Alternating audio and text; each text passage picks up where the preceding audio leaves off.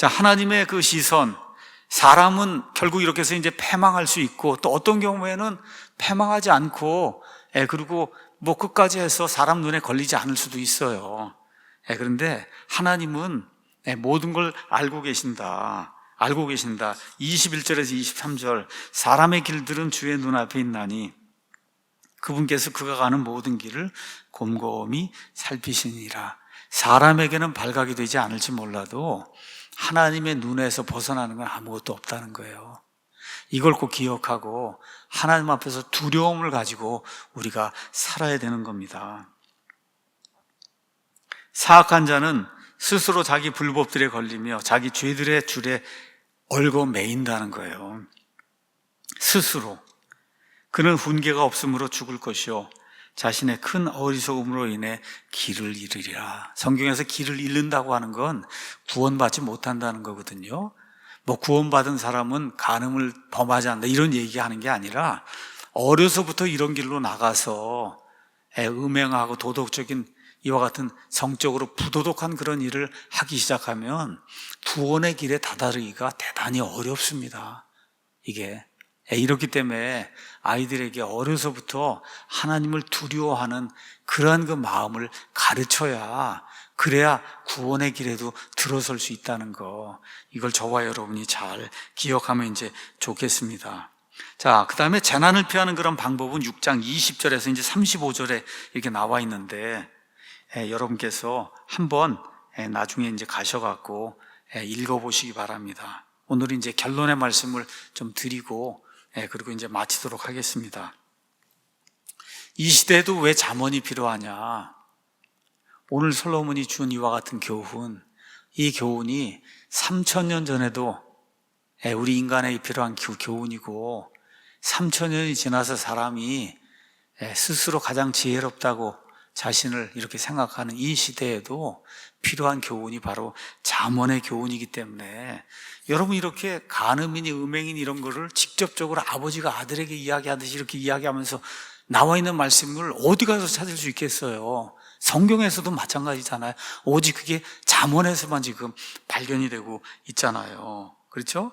잠언의 역사와 문화와 그다음에 장소가 현재와는 다르지만 그 원리는 3000년 전이나 지금이나 이스라엘 땅에서나 미국 땅에서나 한국 땅에서나 동일하다. 그렇죠? 어떤 사람들은 그 당시 문화가 원시적인 문화고 지금 아주 초고도의 문화 시대에 지금 우리가 살고 있는데 그 당시 걸 우리가 지금 받아다가 쓸 이유가 뭐가 있느냐? 그렇지 않습니다. 그거 안 그래요. 세실 디카드라는 사람이 이렇게 이제 이야기했다 그럽니다. 내게 성경과 그 다음에 초를 주고 나를 지하 감옥에 한번 가두어 두시오. 1년이든 2년이든.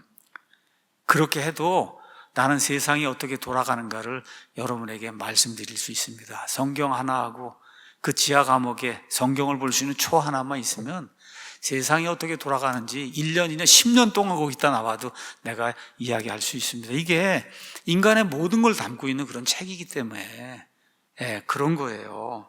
성경시대 이후의 세상은 전혀 변하지 않았어요. 오히려 더 나쁜 방향으로 계속해서 질주해 나갑니다.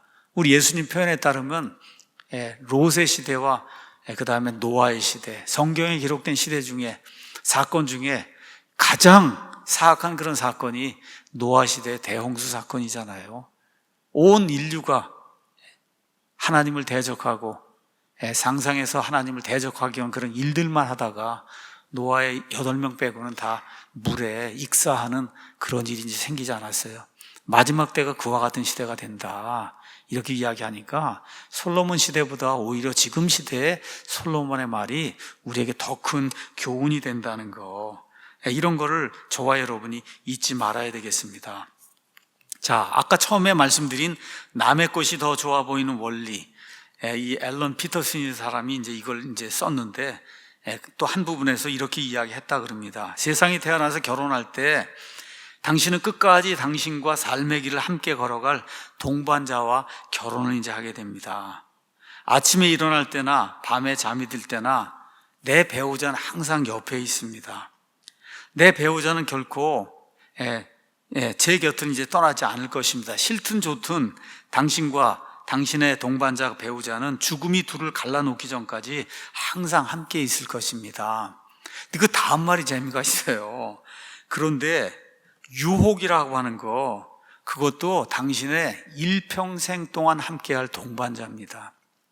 여러분, 배우자만 우리의 일평생 동반자가 아니라 이런 그 성적인 그 유혹, 도덕적인 유혹, 이것도 우리 일생 동안 우리와 함께하는 일생의 동반자라는 거예요. 모든 사람이 여기서 예외가 없이 다 유혹을 받는다는 거예요. 유혹을 모른다, 나는 전혀 유혹당한 적이 없다, 그런 사람이 이 세상에 하나도 없다는 거예요.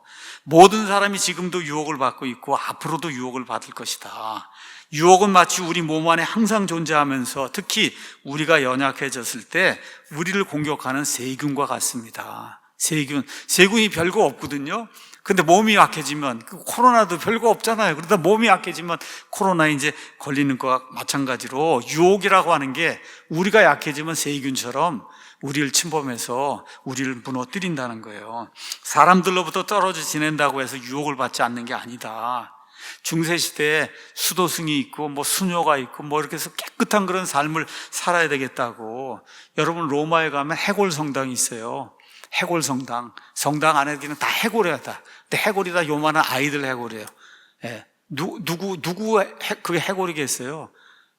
그 성당 안에서 이루어진 그런 부도덕한 일로 생겨난 그 아이들의 해골이 거기 그냥 그대로 달려있고 이 밑바닥에다 갇혀 있는 거예요. 그러니까 수도원에 간다고 이 유혹이 해결이 되고 그런 게 아니라는 거죠. 그렇죠?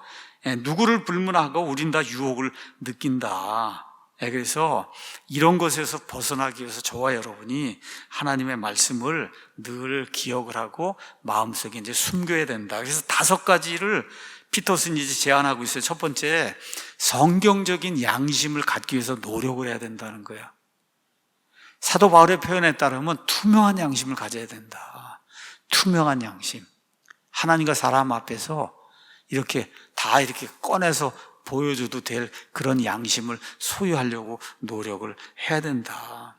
신약성경에 얼마나 사도 바울이 이걸 강조하는지 알 수가 없어요. 투명한 양심. 두 번째, 이런 유혹에서 승리를 얻고자 하면 단호하게 결정을 내려야지. 우물쭈물하다가는 다윗처럼 그렇게 빠진다는 거예요. 우물쭈물하면 안 된다. 그냥 단호하게 결단을 내려야 된다는 거죠. 세 번째, 이런 일이 누구에게나 닥칠 수 있기 때문에 이런 일이 생길 때 나는 어떻게 해야 되겠다고 마음속에 작정을 늘 하고 그 순간이 오면 그거를 실행해야 된다는 거예요. 나는 그런 유혹 받는 사람이 아니야. 그렇게 장담하면 안 된다는 거예요. 혹시 그런 유혹이 내게 오게 될 때는 내가 어떻게 반응해야 되겠다.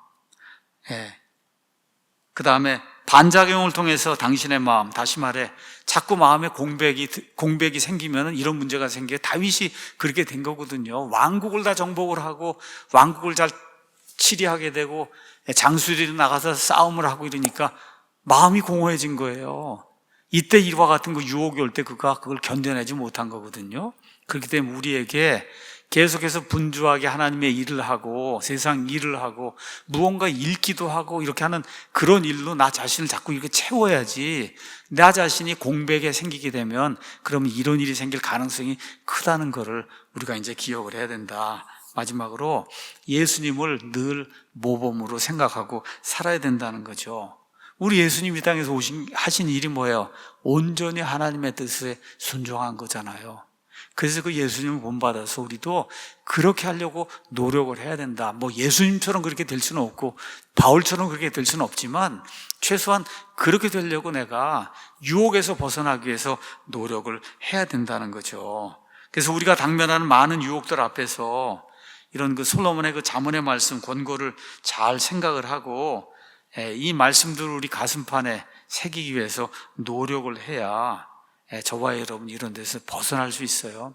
그러니까 나나 우리 모두가 다 이런 유혹에 취약한 그런 구조를 가지고 있는 인간이라는 거, 이걸 늘 기억하고 예수님 표현에 따라 악에서 우리를 구출해 주시기 바랍니다 하고 늘 기도하고 정신 차리며 사는, 또 아이들도 정신 차릴 수 있도록 가르치고 훈계하고 하나님의 이 말씀으로 양육하는 우리 사랑침례교회 모든 성도들이 되기를 예수님의 이름으로 축원합니다.